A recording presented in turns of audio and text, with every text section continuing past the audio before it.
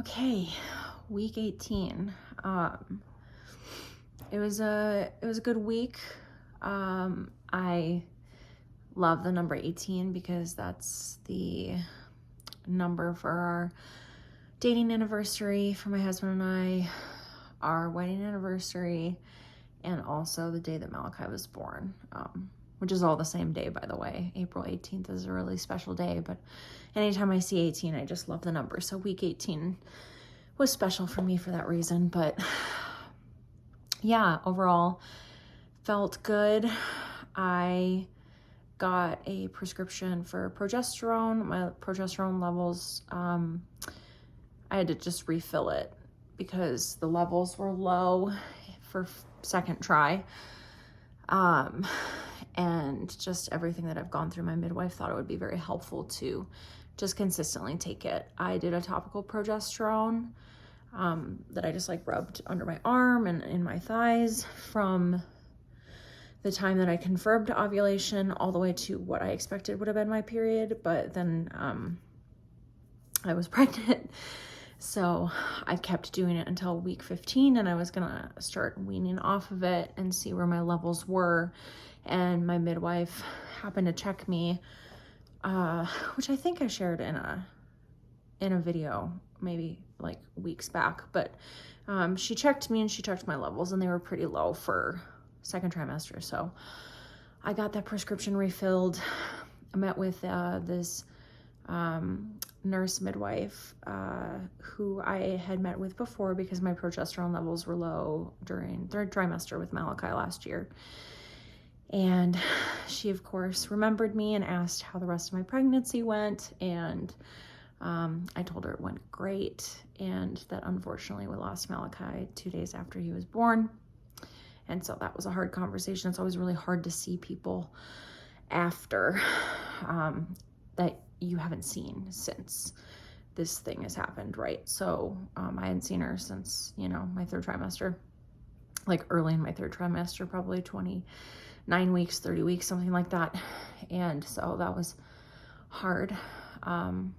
It was a hard thing to decide to go back to my care providers this time around. My OB, my midwife, I love her, but I didn't know if it would be traumatizing to be with her again. Not because she did anything wrong, but just the memories, and my pelvic floor therapist, just, people like that are great providers. And I ended up just continuing care with them because they had seen me and knew all about my, history and pregnancy and stuff. But it was also hard,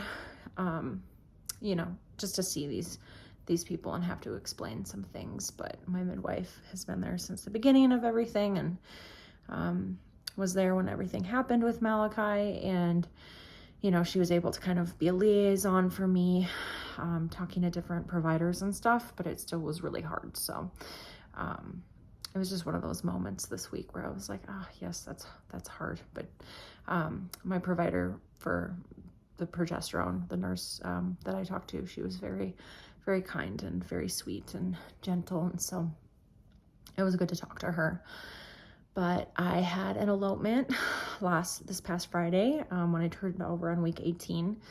And it was really fun. It was the first elopement I took Eden on with me, because we're kind of in the middle of slow season. It's going to start picking back up now as like it gets warmer and stuff, and we get into spring and summer and fall. But we went up to Beaver Creek, and this couple eloped, like looking over Beaver Creek in the mountains. And it was just a beautiful winter day, warm, gorgeous, and it was great. And everyone was very sweet to me and very kind to me. And I had to share my story about Malachi with them, and, share about this pregnancy and everything that I've gone through. And it was good. It was just good to be in my element. I love doing photography.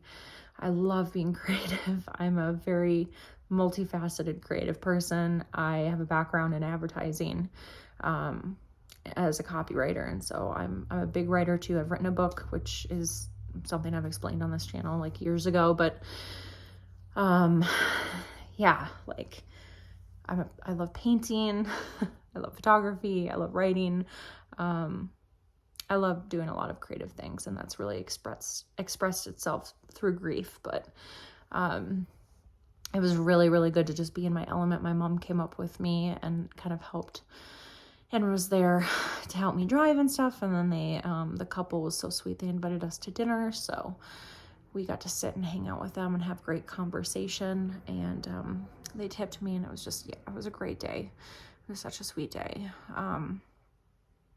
But then I got my prescription and for progesterone, and that seemed to have, it's really helped me. I'm trying to do anything I can to like really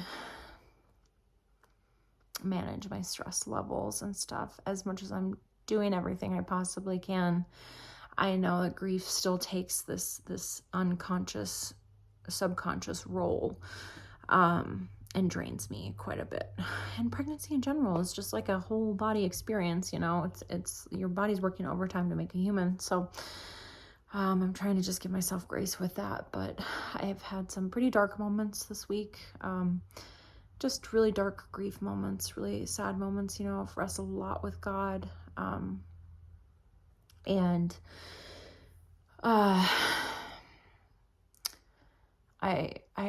wasn't feeling Eden kick as much, and I knew that everything was fine, and I was just kind of psyching myself out.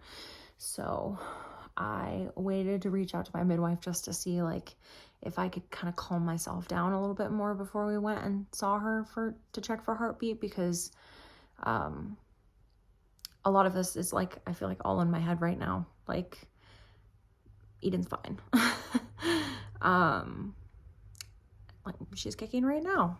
I love this feeling. But yeah, it was just, I was kind of just in a dark place and spiraling a little bit. And so the next day I reached out to her, my midwife, and I was just like, hey, I know I'm going to come see you next week, but I'd love to just hear Eden's heartbeat. I feel fine. I feel like I've worked through what I need to work through, but it would just be good to hear her heartbeat. And so I went and saw my midwife the next day, and like Eden was really hard to find. She was like going all over the place, and her heartbeat was like really like faint. Like it was strong, but you like couldn't really hear it because she like was like all the way in the back of my uterus. And so my midwife was like, I think she just sits really low and she's like really deep in there. And so sometimes it's hard to feel her. And I have to remind myself again, she's so small still. She's just this little mango this week, so she's still pretty tiny. But it was good to talk to my midwife, and she gifted me a sweet little outfit for Eden, which was so kind. And but I was on a walk this week, talking with God, and I was just feeling so many things. And it was the day after I had this like really big breakdown. On Monday, I had a huge breakdown. I always have breakdowns in grief. I mean, it's kind of unavoidable, but the next day I was just kind of feeling like this grief hangover from it. And I was just talking with God on my walk and lamenting and wrestling with him. And I just told him, I was like, I don't feel like I can boldly approach the throne for you anymore. I used to be able to like boldly approach the throne, and it says that in the Bible that we should boldly approach the throne in prayers, and make our petitions known to God, right? But I feel like prayer has become this really strange thing in my life where I'm like, does prayer matter? Well, yes, of course I know it matters, but does prayer ultimately change the outcome of something? If God's going to orchestrate it in a certain way, is prayer really going to change it? Because we prayed for Malachi to be alive. We prayed for a miracle and for him to live, and he did not. And so I wrestle with that a lot. And God was like, I want you to boldly approach the throne. I want you to come to me and make all these wild, bold, beyond what you think is like allowed kind of prayers. And I just started rattling off all these prayers that I had been holding inside of like You know, I obviously want her to live, but I also want to have a redemptive, pain-free, peaceful birth like I did last time. I want so many things. And it all just feels like too much to ask when I just want her to live. And God wants more for me. And so it's complicated. It's really complicated.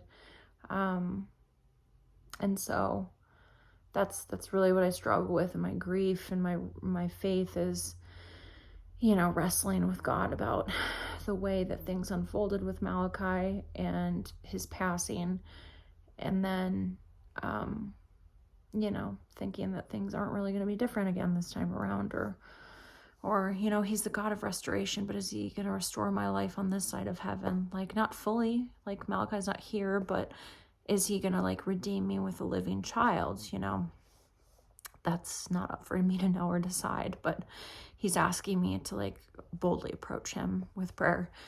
And so that's kind of been a big thing this week, in therapy as well, you know, talking about that and talking about just I need to stop trying so hard to be more happy in pregnancy, or to be more hopeful, or to really process my grief. Like, I'm doing all these things when I just need to rest in God's hands and just let him carry me through the storm. And I can watch the storm as an observer, but I don't have to be an active participant trying to change the weather. There's nothing I can do about it. So there's just so much that comes up every week, every day. So much unraveling, so much resurfacing, so much digging that grief does to you, and pregnancy after loss. So yeah, that's been this week. It's been good. It's been good.